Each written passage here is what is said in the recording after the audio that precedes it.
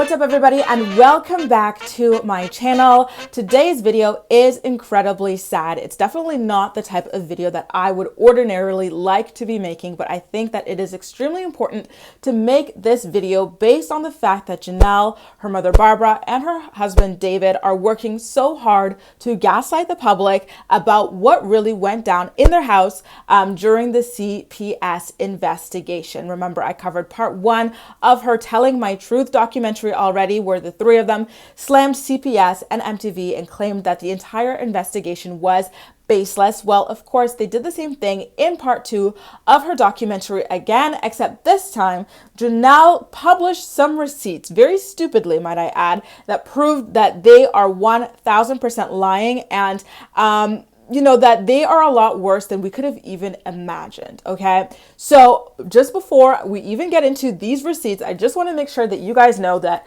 what she exposed about her daughter Ensley is incredibly troubling. So just a heads up, like this is a huge trigger warning for people when it comes to sexual abuse or physical abuse. This is huge, you guys. So what she did in the middle of her documentary was post a photograph of the CPS paperwork that she got during the investigation. And then you can see, like in the top left-hand corner, it says her daughter's name, Ensley. And then, just down below, it confirms what CPS suspected happened to her within the household. So it says right here, based upon the verified petition, this court has jurisdiction over the subject matter of this proceeding and the person of the juvenile. And so, number 1, it says, as grounds for the issuance of this order, the court finds that there is a reasonable factual basis to believe that the matters alleged in the petition are true, that there are no other reasonable means available to protect the juvenile, and the rest of it gets a little bit blurry, but it gives options so that they can clarify why it is that they're pulling the children out of the house. So in the case of Ensley, there are 2 boxes checked. They are boxes B and C. And again, it is really heartbreaking to even have to mention this, but one of the boxes checked, B, it said that the juvenile has suffered physical injury or sexual abuse. Then in the second box, C, that was checked, it says the juvenile is exposed to a substantial risk of physical injury or sexual abuse because the parent, guardian, custodian, or caretaker has created conditions likely to cause injury or abuse, or has failed to provide or is unable to provide adequate supervision or protection. So yes, Janelle, in her very own video, where her mother and her husband are claiming that CPS illegally took the children out of the house and that there was no need for an investigation, nothing was ever going on, she posted a receipt that proved that something very serious was going on in that house for the children to have been pulled out in the first place. She didn't post any more of the document that would maybe tell you who is suspected of this or anything like that. But I really do wonder what was going on, how it was allowed to happen, or why these kids were even returned to the house based on these sorts of suspicions and allegations, and why they are brushing over it as if it means nothing, and why her mom is even involved in this cover-up. Janelle is online, on Facebook, on Twitter, on Instagram, literally every day, tweeting "Save the Children," which is something that QAnon people are suspecting. There's a lot of children being trafficked around the country, especially by very powerful people in politics and Hollywood, etc., etc. Meanwhile, her own child might be dealing with the same things within their household. And she is very quiet about that. In fact, she is claiming that that is a massive conspiracy against her. Nothing is going on. She and her husband don't drink, don't do drugs, don't do anything to the kids. They were taken out, quote unquote, illegally, etc., etc. This is insane. Now, with all of that being said, and remember, to Janelle and David's house, there were a total of about 25 911 calls made within the span of 1 year, which amounts to about 1 911 call every 2 weeks, which means there were a lot of very serious things going on in that household. And at least half of those were domestic violence calls, either from Janelle herself or people who were worried about her well-being. So, she mentions in her part 2 of her Telling My Truth, I don't even want to say documentary I can't even say satire because there's nothing funny about it, but what do you call this? When someone is spinning a whole bunch of lies, what do you call it? But in part 2 of whatever you call this situation, she talks about how she and David had to testify against 7 lawyers for 2 months in order to get their kids back. And she said that it was very upsetting that her kids were gone. Like, the first reason she said is like, the house is just so clean and quiet. Really, you're not worried about like where they are, like how traumatized they are by being pulled out of your house or anything like that. You're just upset because now your house is all clean and quiet without them. A little bit odd. She also never mentions in this quote unquote documentary that she was given the option to have David leave the house so that the kids could stay there with her, but she opted against it. She chose to have the kids separated into, you know, homes with either her mom, Nathan's mom had Kaiser as well. Like, that was not necessary. She acts as though it was a necessary part of this investigation, but it 100% was not. So make sure to keep that in mind when you are trying to digest her lies. And then when it comes to addressing the fact that everyone, you know, based on knowing that she could have been with her kids and like help them live life as stably as possible in the midst of all this, but she chose to stand by David instead. She addresses the fact that people call her out for choosing her husband over her kids, and instead of like denying it, all she says is, listen, he's my husband, we've been married for like 2 years, which basically confirms everything that people have been saying. And then she, you know, in the same breath says that she is a quote unquote damn good mom, which is something that Amber Portwood from Teen Mom OG regularly says. And we all know how great she is, right? She accuses a woman from a random state of testifying. I didn't really understand the story here. I was listening at like 1.5x speed here, but she's like, you know, this woman that doesn't even really know me or my kids was testifying. And she kept using this, you know, it's a damn shame kind of like method of speech. And then we noticed in the tabloids that there was a secret source from within the courtrooms talking to like Radar Online.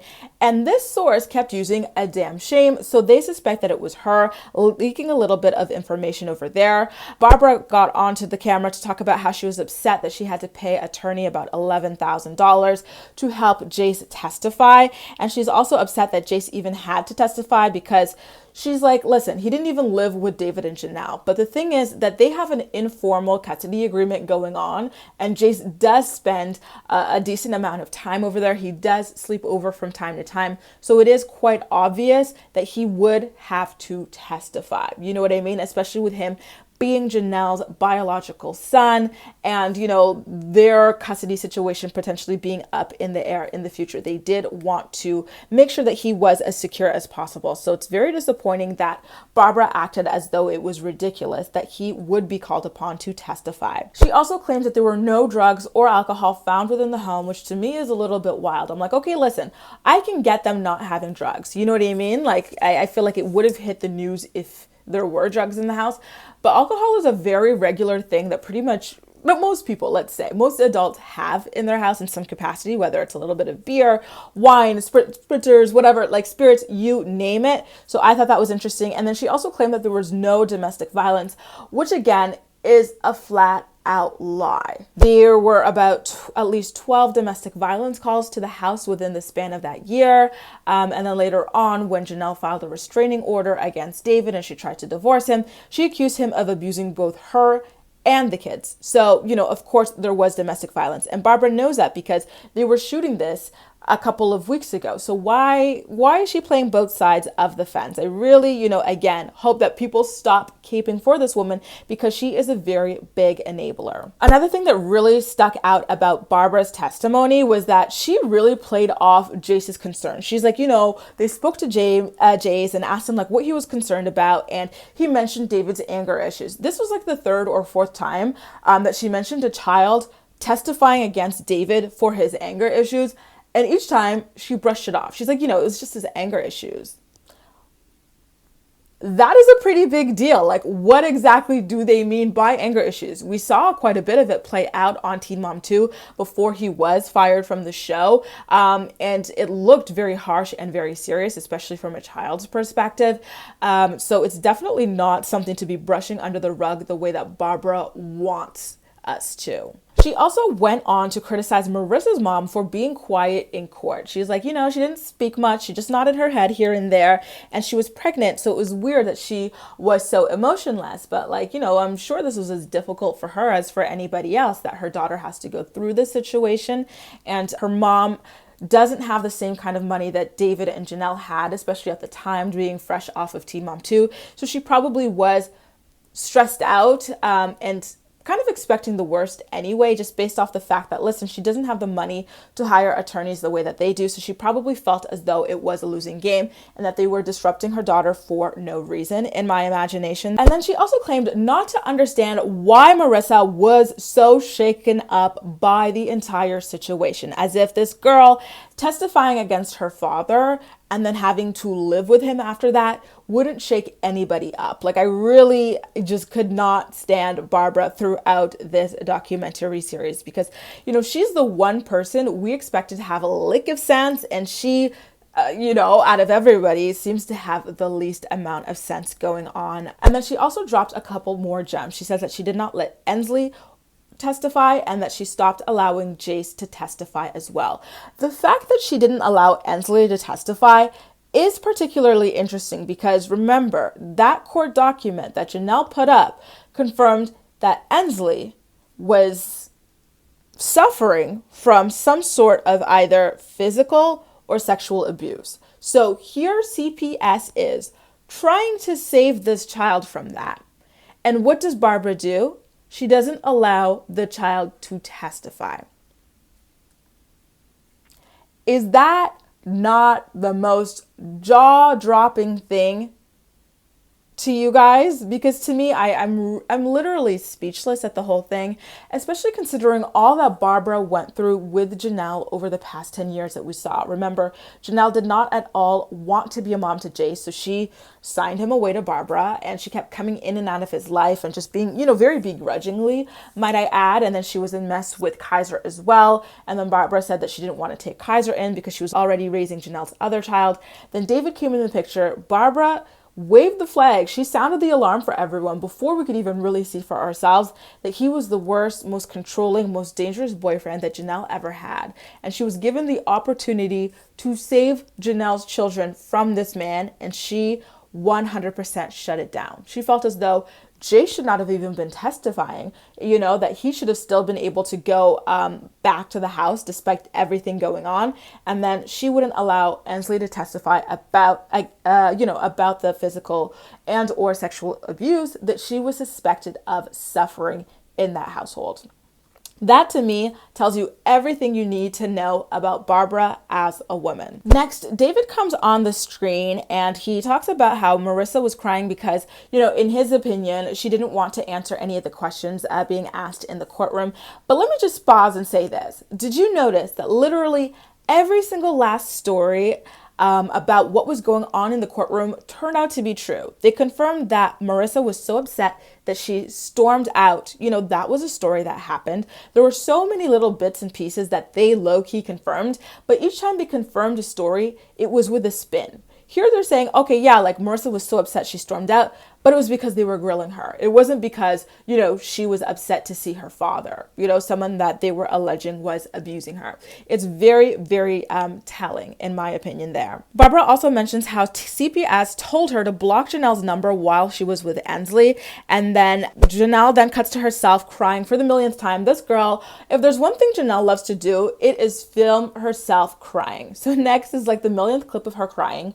And this time it is about her sister speaking out to the tabloids. Remember, her sister Ashley told the tabloids that there's no way Janelle was ever going to regain custody of her children, and that Janelle says that she is a psycho, which is very ableist language, right? Her sister suffers from mental health issues just like Janelle does. You know what I mean? So you're calling your sister a psycho for suffering from mental health issues.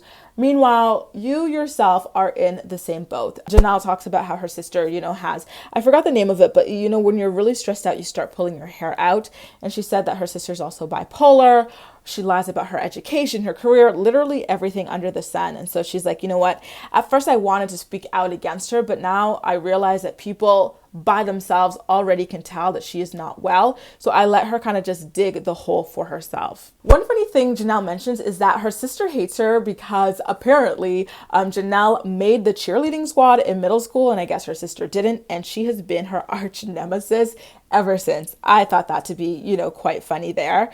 David then claims that this situation with CPS made he and Janelle stronger than ever, and that, they spent their time crying together, planning their next moves, presumably as, newly child-free people. I honestly don't believe that they were, genuinely sad about losing the kids. I think that they probably were embarrassed that it was playing out in the public eye and that people felt vindicated about their suspicions of them, but that they were not actually upset about the whole losing the kids situation.